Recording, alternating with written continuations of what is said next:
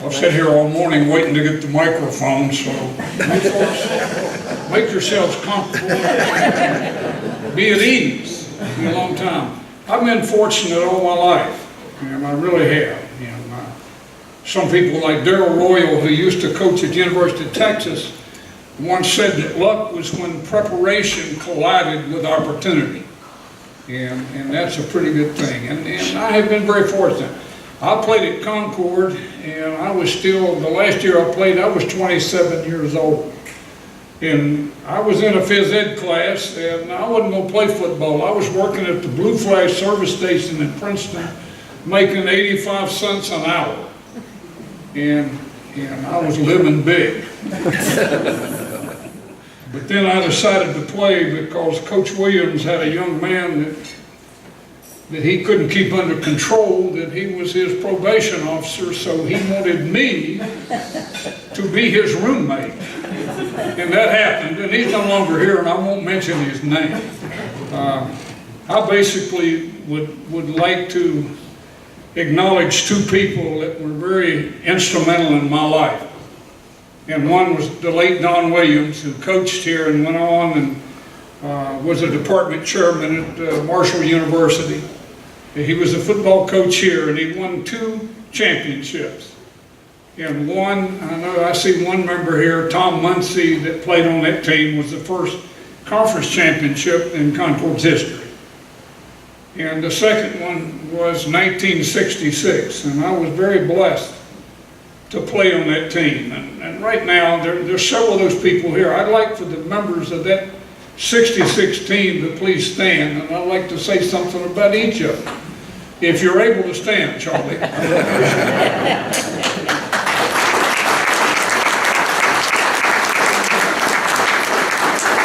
only way you get recognition as an offensive lineman, and I was huge, about the way I am now, about 195 pounds. That's what I weighed then.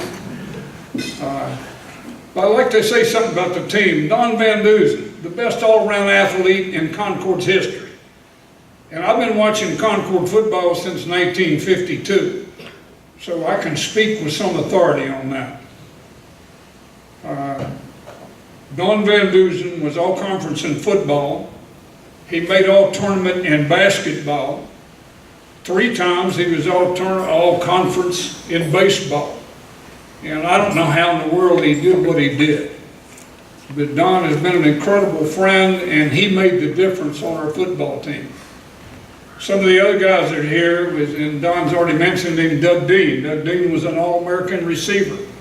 Had scoring records that were just recently broken. An incredible athlete. Could have played other sports, but he had other things on his mind.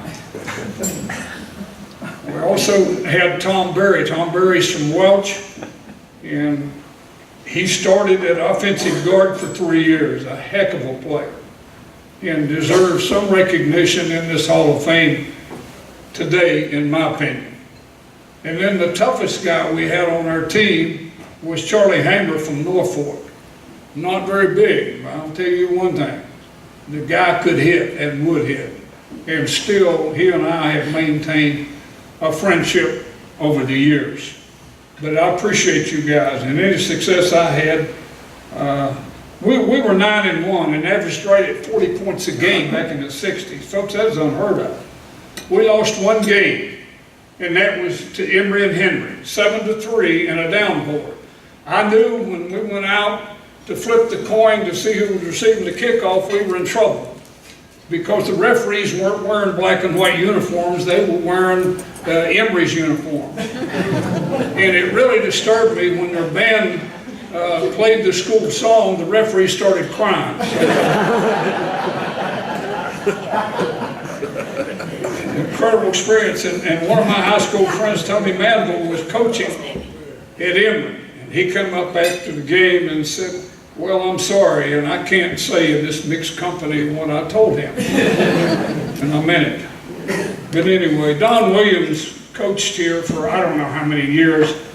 He won 2 conference championships, and he did it almost alone. He had 2 part-time coaches. We had Coach Kyle, who would be here for about a week, maybe 2, and then Ira Blankenship, And R was a good man. He used to give us good scouting reports. But Don Williams coached the team alone. Incredible. Incredible. And the second person that's been a big factor in my life is here today. He's Hall of Fame coach Tony Colabro. And I never met a guy who knew more about football than Tony Colabro. And he don't mind telling you about it either. But the chief was unbelievable. I know when he came over here, I was with Coach at Bluefield State for several years. And we never lost to Concord. And we didn't have dorms, we didn't have a cafeteria.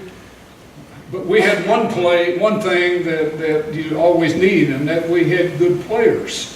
And that makes a difference. You guys can X and O all you want to.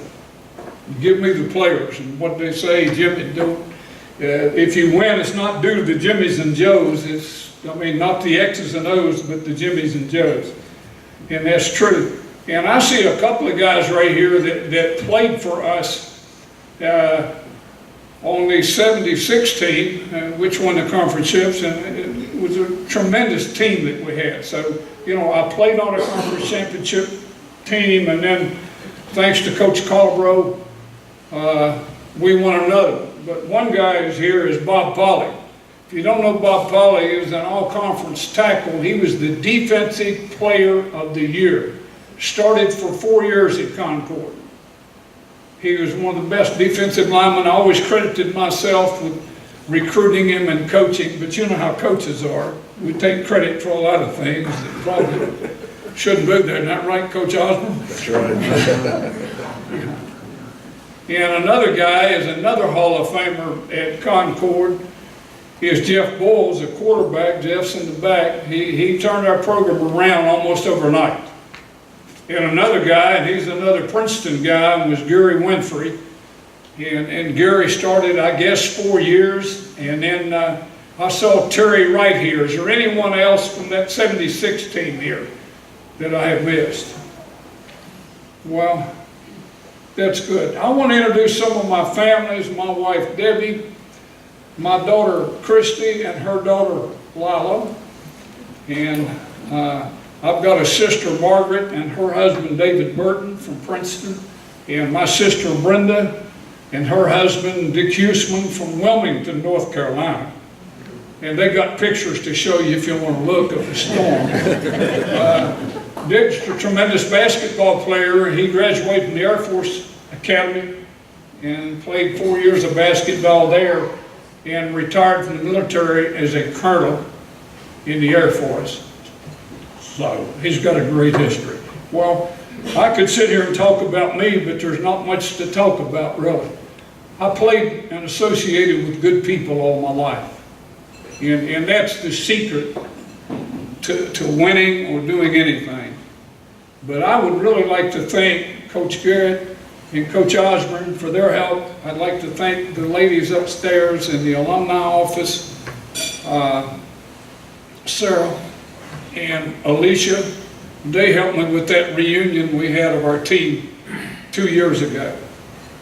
But anyway, I'm honored, and I thank everybody involved. I don't know what else to say, but I am very honored and lucky. Don't play me in cards because I play to win. And I wouldn't do that. Anyway, I thank all of you for being here and thank Concord University.